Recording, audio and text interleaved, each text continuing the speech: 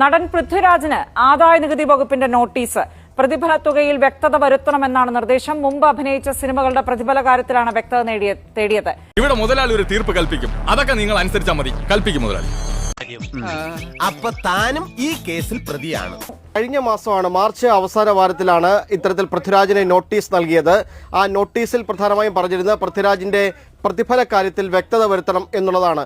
നിങ്ങൾ എന്ത് വിവരക്കാനാണ് ഈ പറയുന്നത്? ഓഹോ, അങ്ങനെയാണല്ലേ? ഇതങ്ങനെയല്ലേ? നിന്ന് ചിലക്കാതെ സ്റ്റേഷനിലേക്ക് വണ്ടി എടുക്കടാ. ഒരു വർഷം മുമ്പ് ഇതുമായി ബന്ധപ്പെട്ട് പൃഥ്വിരാജിന്റെ ഓഫീസുകളിലും സ്ഥാപനങ്ങളിലും ഒക്കെ തന്നെ റെയ്ഡ് നടത്തിയിരുന്നു. ആ റെയ്ഡിൽ കണ്ടെത്തിയ ചില വിവരങ്ങൾ ഉണ്ടായിരുന്നു. പ്രത്യേകിച്ചും ആദായ നികുതി വെട്ടിപ്പ് പലപ്പോഴായി നടന്നു എന്ന് അന്ന് തന്നെ കണ്ടെത്തിയിരുന്നു. അതാണോ? അയ്യോ, അങ്ങനെ ഒരു സംഭവം ഉണ്ടായോ? ഞാൻ അറിഞ്ഞില്ല. കൗതുക ലേശം കൂടുതലാണ്. മാപ്പാക്കണം. ആദായ നികുതി ഇൻവെസ്റ്റിഗേഷൻ വിഭാഗം അന്നത്തെ റെയ്ഡിന്റെ വിശദാംശങ്ങൾ, അതിന്റെ റിപ്പോർട്ടൊക്കെ തന്നെ ഈ ആദായ നികുതി അസസ്മെന്റ് വിഭാഗത്തിന് കൈമാറിയിരുന്നു.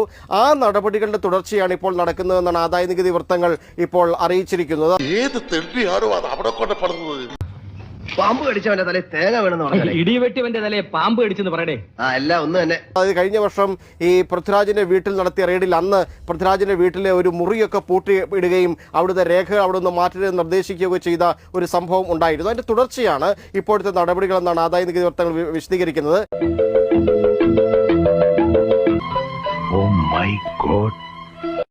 പുലിവാലായല്ലോ. കൂടുതൽ പുലിവാലാകും ഇറങ്ങി പോടാ. അതൊരു സ്വാഭാവിക പ്രോസസ്സാണ് എന്നാണ് അവരുടെ വിശദീകരണം. പോലീസുകാരനെ തൊട്ട് കളിക്കല്ലേ.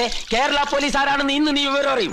ഇന്ന് രണ്ടും കൽപ്പിച്ചാ ഞാൻ വന്നിരിക്കുന്നത്. അതായത് ഈ ആദായ നികുതി ഇൻവെസ്റ്റിഗേഷൻ വിഭാഗം കണ്ടെത്തിയ വിവരങ്ങളുണ്ട്, അതിൽ കിട്ടിയ രേഖകളുണ്ട്.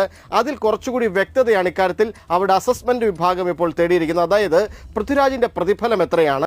ശരി, അപ്പൊ അങ്ങനെയാണ് സംഗതികളുടെ കിടപ്പ്. എന്തൊക്കെയാ നടക്കുന്നേ?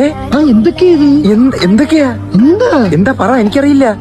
മുൻപ് അഭിനയിച്ച, അതായത് ഈ റെയ്ഡിന് മുമ്പ് അഭിനയിച്ച സിനിമകളിൽ ഓരോന്നിനും എത്ര കണ്ട് പ്രതിഫലം കിട്ടിയിട്ടുണ്ട്, അതിൽ എത്ര കണ്ട് ടാക്സ് അടച്ചിട്ടുണ്ട് തുടങ്ങിയ കാര്യങ്ങളിലൊക്കെ ഒരു വ്യക്തത വരുത്താനുള്ള ശ്രമമാണ് ഇപ്പോൾ നടത്തുന്നതെന്നാണ് ആദായ നികുതി ഉദ്യോഗസ്ഥർ പറയുന്നത്. എന്റെ കൺട്രോൾ വിട്ടു.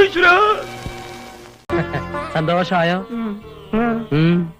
തനിക്ക് ഈ ജീപ്പന്റെ നെഞ്ച് തുടക്കായിട്ടായിരുന്നില്ലേ? അങ്ങനെ ആദായ നികുതി അസസ്മെന്റ് വിഭാഗം നടത്തിയ നോട്ടീസാണല്ലോ. ഈ മാസം 29-നകം ഇക്കാര്യത്തിൽ മറുപടി നൽകണം എന്നാണ് പൃഥ്വിരാജിനോട് ആവശ്യപ്പെട്ടിരിക്കുന്നത്.